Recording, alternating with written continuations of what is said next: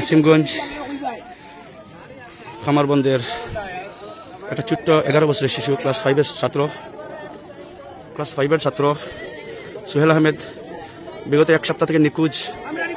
Police প্রশাসন থেকে নিয়ে আমরা সবাই অত্যন্ত পরিশ্রম করে খুঁজে পাইনি। আজ তার ঘর থেকে 1 কিলোমিটার দূরে ছোট্ট একটা আমরা বলি নালা, ছোট্ট একটা নালা যেটা রঙ্গাই নদীর লেগে লিঙ্ক হয়েছে, সেই নালায় বেঁধে একটা খুঁটি মেরে পানির তলে রাখা হয়েছে।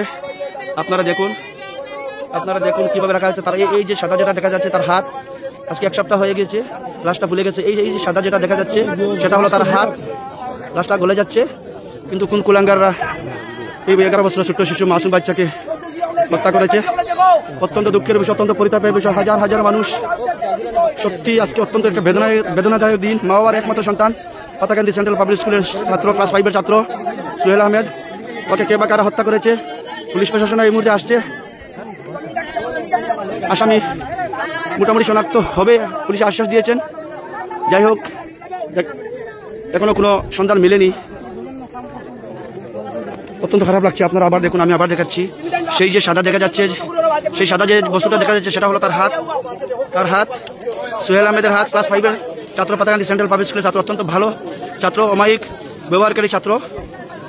এটা মাসুম বাচ্চা, একটা ফিরিস্তা বাচ্চাকে কে বা কারা হত্যা করেছে। সত্যি অত্যন্ত মর্মাহত, অত্যন্ত দুঃখজনক ঘটনা। আপনারা সবাই দেখলে বাগসাঙ্গনের পিছিয়ে কামারবন্দরের মধ্যে একটা নালায় ওকে গর্তে রাখা হয়েছে পানির মধ্যে। আপনারা চলে আসুন।